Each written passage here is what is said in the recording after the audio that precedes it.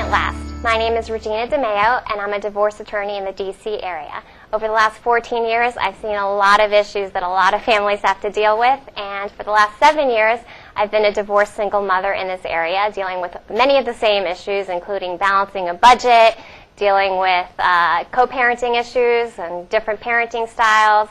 You name it, I've probably seen it, including sex addictions, drug addictions, alcoholism, you name it. So I decided that maybe over the next couple of segments we would have some interesting guests come on to have some open and honest discussions about what all families have to deal with. And my very first guest, I'm very happy to say, is Dr. Mary Atwater, who's been a psychologist here in the area for the last 15 years, helping families deal with all sorts of issues. Thank you, Mary, for coming on today. Thank you for having me. So I have some really interesting questions. I thought we'd start with in the first step, when a couple is getting together and they're going to move in together, if that's okay. So let's say, for example, you really don't like those Maxim magazines that your boyfriend has. And how do you have that kind of a conversation with somebody? Like, you need to get rid of those magazines, or I don't really like that artwork. Have you had to deal with these issues? When couples move in together, they have to come up with a new way of living. They've lived independently, and now when they're living together, it's a clash of cultures. It's a clash of the history or the past. So they have to create a new beginning, and that does require some negotiation. So you'd want to be able to sit down and go over the list of things. It's kind of hard to put two households together, so could just be a space or capacity thing where you only have so much room, so some things do have to get thrown out. So how you make that decision is you negotiate, and that's a really important first step. So I can imagine these would get very heated at times. Do you have any tips for people, like, rather than just having World War III break out, is there something that, should people make a list ahead of time? That's a great point. I do ask couples to write down sort of what they value or what's important to them, so they're not saying, I don't want this, I don't want these magazines, or I don't want your old hockey stuff, or whatever it is, because the other person might feel pretty close to those items. It's more, we only have so much room, so we have to choose what's of value to you, what's of value to me, and then make that list together. I think compromise, negotiation is a very difficult first step, but it has to happen. So writing things down makes sense because you're putting it out there, what it is that you like or what it is that you value, rather than just assuming the other person would value what you do. That makes sense. But, maybe because I'm Latin and I'm a hothead, I can imagine some people would get a little emotional during these conversations. So do you have tips for how people would stay calm? It's okay to get upset. It's okay to get Latin. It's okay to be emotional. I think the other partner needs to know that that's who you are, and you get a little upset, but then you calm down. I mean, that's part of getting to know each other, is to know that the person that you love feels strongly about something, and don't take it personally as if it's about you. It's the other person's excited or very passionate about something, and so you have to. Good couplehood is waiting out the high emotions to get to the real issues at hand. Why you want something, what is it that how strongly you feel about something, rather than taking it personally that the other person got excited. That makes sense. So it's more about trying to get to the understanding of why somebody feels a certain way, as opposed to sticking to your position, I just want this out of the house. Right, exactly. Okay.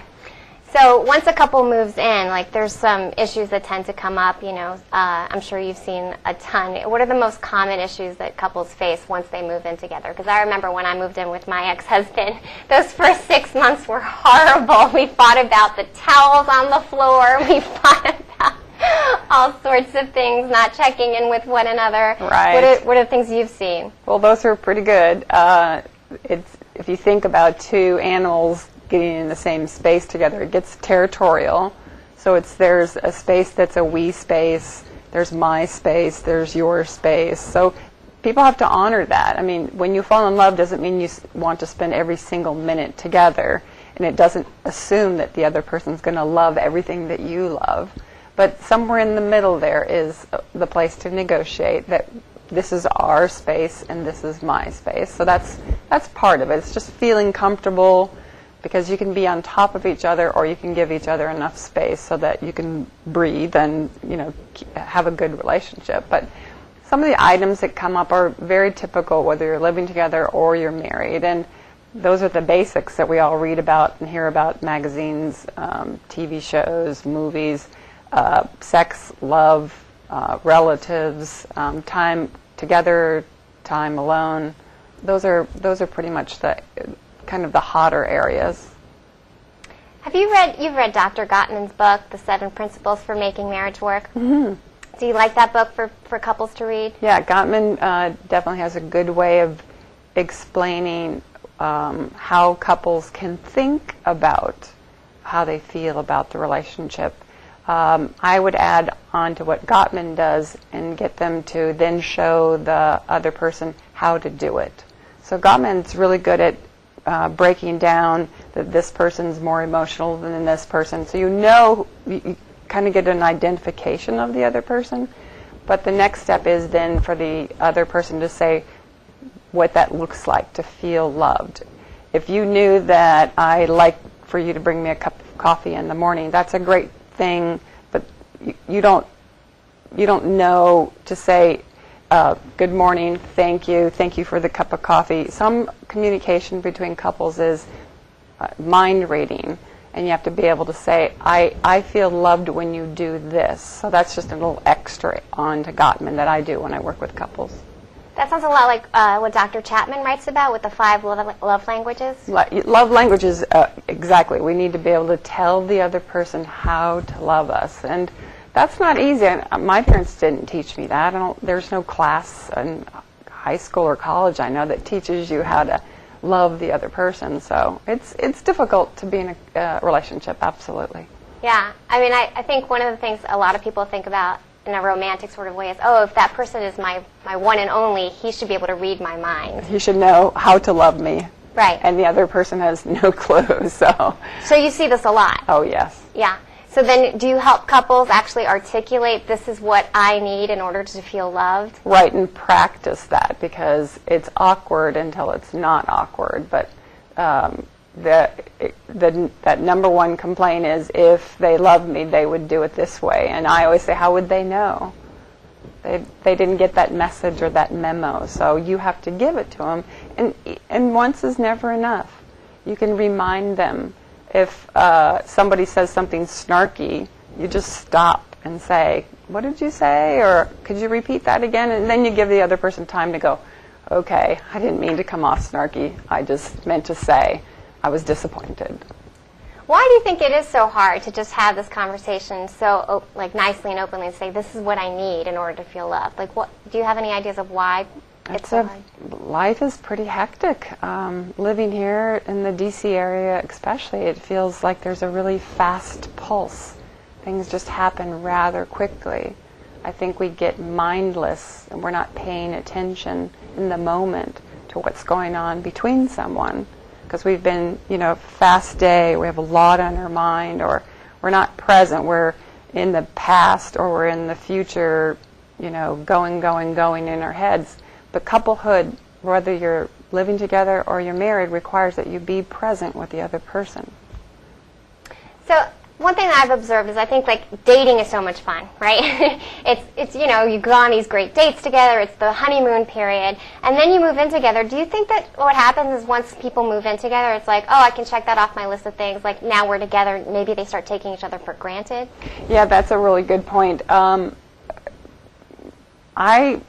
do a lot of work with acceptance and commitment therapy, and part of thinking about your relationship with anyone, whether it's your child, your parents, co-workers, or the love of your life, is you can have a goal to get married, to have children, to have a house. Those are goals, but they have to be based off of similar values. So I think a mistake is made early on in a relationship, dating relationship, that because we want the same things, we're going to live happily ever after.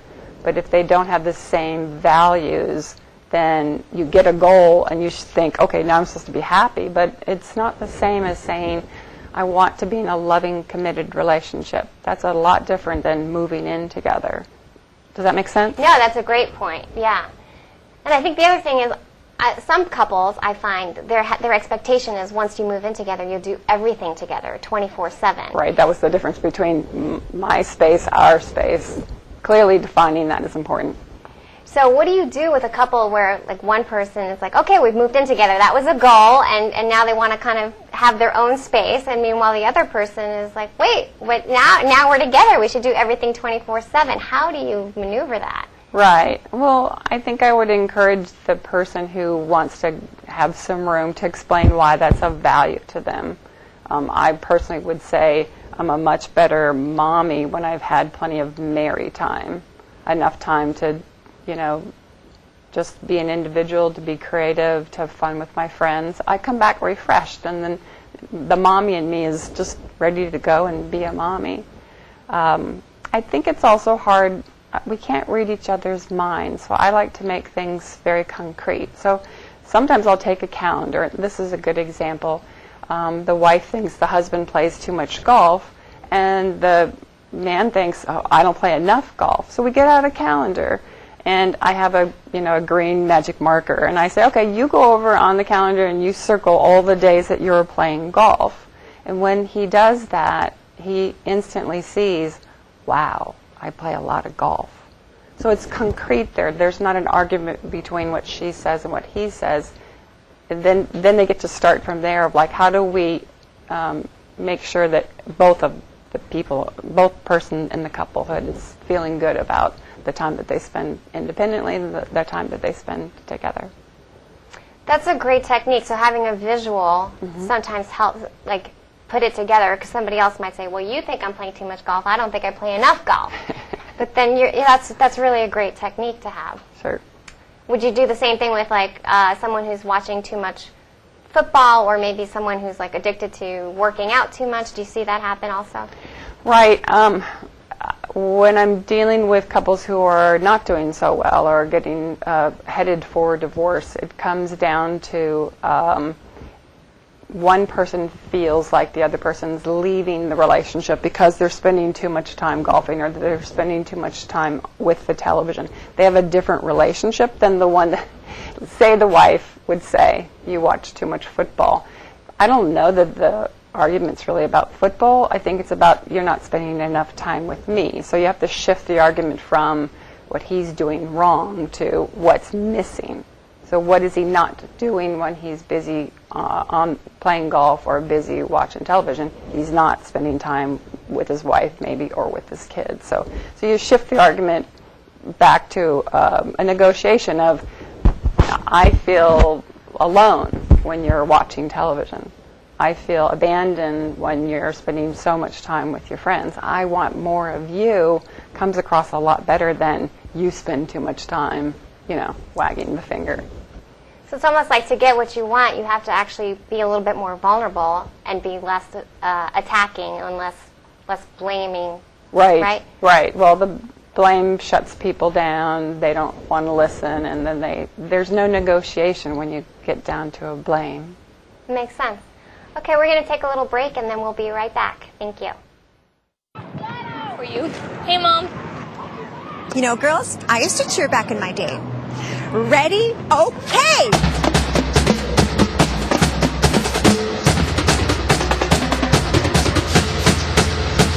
Go team! That was amazing.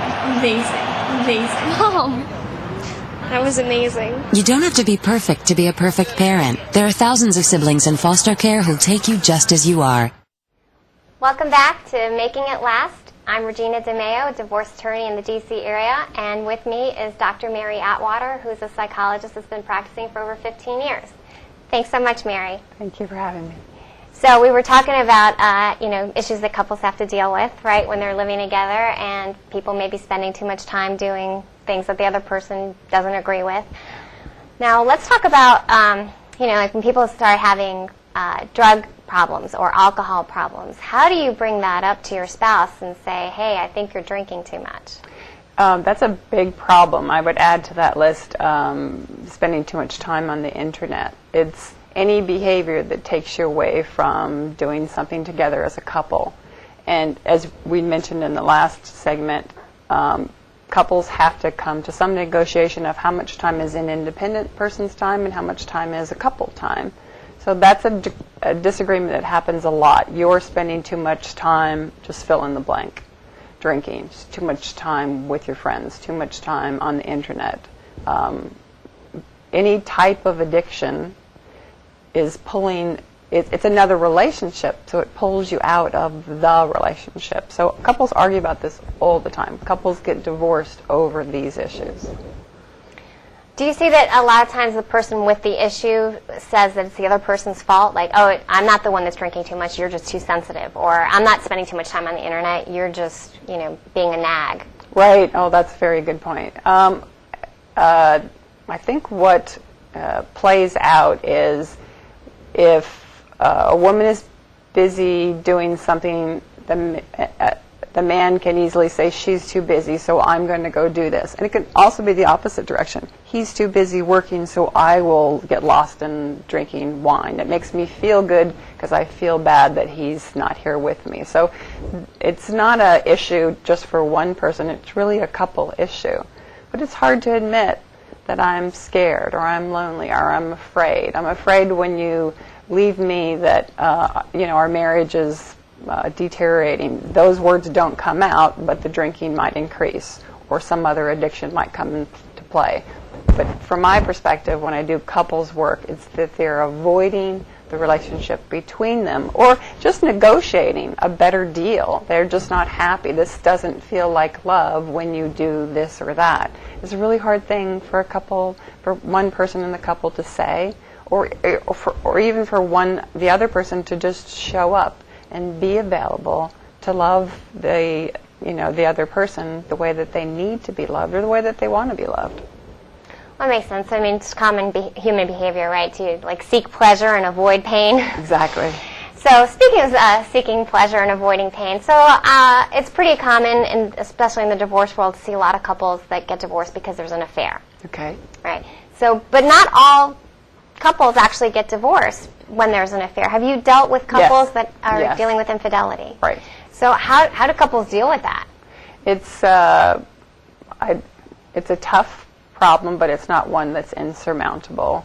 There's plenty of research out there that says that they're not affairs don't happen necessarily because of something that's wrong in the marriage. It could be they are looking for something, extra or added. I mean, you really need to get to the understanding of how an affair could have happened in the first place. So that takes a lot of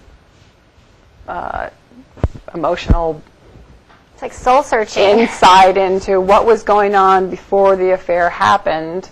One of the couple, I'll just use a woman, I could easily use a man, a parent gets sick.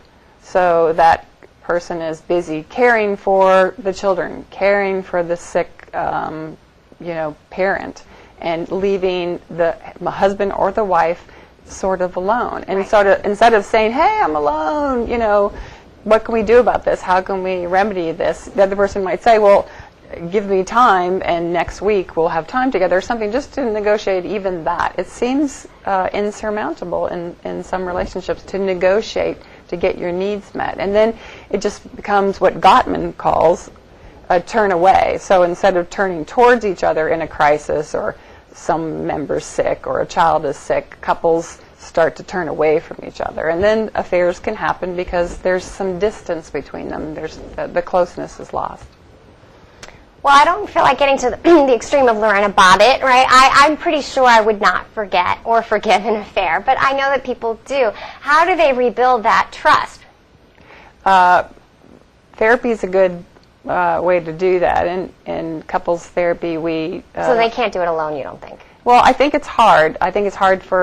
It would be hard for me too, and I'm a professional, because it's hard to be really objective about what the other person needs or how they're feeling. I don't think the affair would have happened if they could be connected to what the other person wants. So some of the basic couple work is to just ensure that everybody's on board with what the couple needs or what each individual person needs.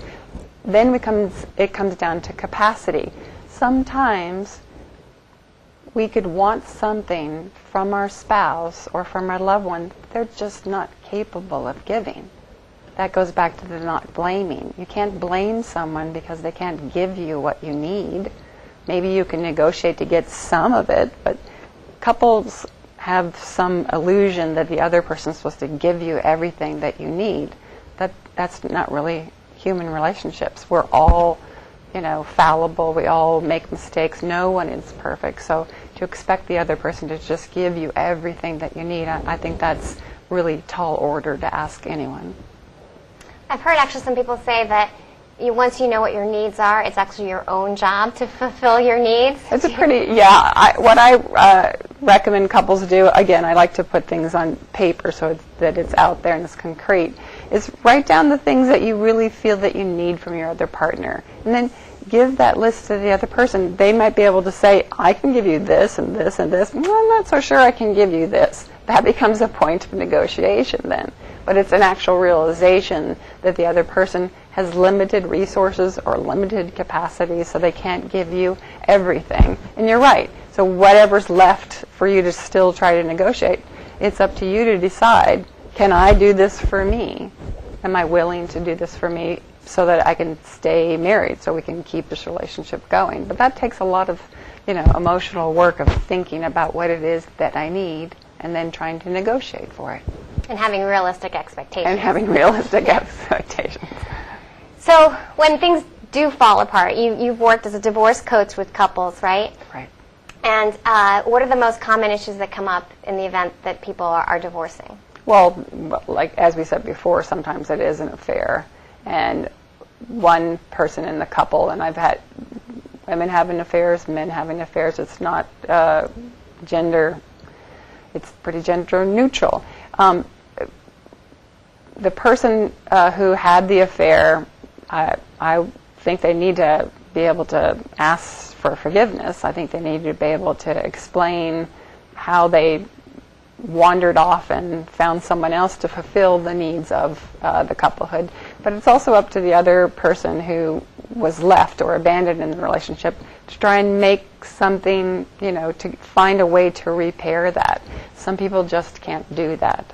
They can't find a way to repair what they feel was broken or damaged in the couplehood.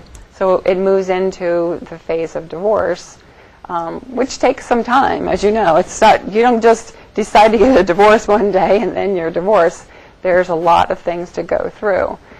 What I do with couples as a divorce coach is try to help them not blame each other, not be angry at each other, but to try to recognize the limits of the other person's capacity so that there can be some way of, maybe it's forgiveness, some people don't like that word, but maybe it's just a way of coming to some realization of, oh, you weren't capable of giving me what I need, and I kept asking you for it and you kept failing, so the relationship was really difficult. If I can get a couple to recognize the strengths and the weaknesses and the capacities, it makes a divorce, if it's going to happen, a lot more like a business deal that went bad. And some people don't like that, but marriage is a business. It's a merger of two companies, whether anybody likes to think of it that way or not. No, absolutely. I mean, that's my job. My job is the business side of the divorce, right? But you're dealing with the emotional side. And so I have a tremendous amount of respect for what you do, because people who are emotional don't make very good legal decisions. Right. And where you come in is to hopefully calm people down. But how do you get people to get past the anger? Because, when someone finds out that 20 years are gone, right, and then there's not as much money as they thought there was, or, whatever the issue is, but people get very angry, and they sometimes get stuck on anger. How do you get them unstuck? Off the top of my head, a same approach I would use with an individual that has a lot of anger is, how is that anger helping you get what you want? Getting people to recognize that anger could be like a 20-pound rock sitting in their lap, and they want their anger. They've got their anger, but they can't really do much with all that anger. They can't think correctly. They can't ask for repair. When you're sitting there with so much anger, it gets in the way of moving forward, of setting new goals or living your values. I try to help people, I can't make the anger go away, but we can certainly move it to the side so that some work can be done of self-repair, getting your needs met, maybe with a different person. There's a lot. Anger gets in the way of people making good decisions. So I think that's a point to make, and people understand that. What about depression? Because I see a lot of people, not necessarily that they're always depressed, but the situation is so depressing. They think their life is over. This is not what they expected in their 40s or 50s. And how do you help people who are depressed? Depressed in the just normal depression, or depressed in the divorce situation? In the divorce situation. Right. Depression can be long-term or situational. So if it's long-term, I'm not there to help them as a divorce coach. They really need to have their own, doctors, therapists helping them with something that it's a lifelong struggle.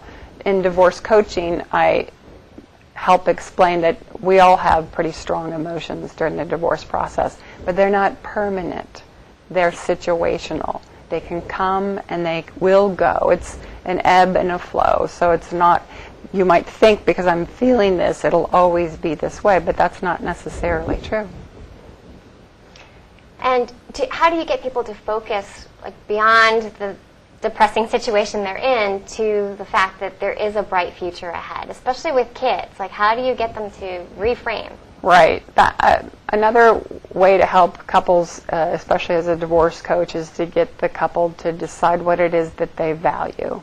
They might not value their relationship anymore, but every single couple that I've worked with, they really value that their kids grow up to be healthy, happy, good human beings, healthy human beings. So if I can get them to recognize that they still have that same value together, then we can establish some goals of the co-parenting together to keep that value ahead. The best interest of our children means that we cooperate.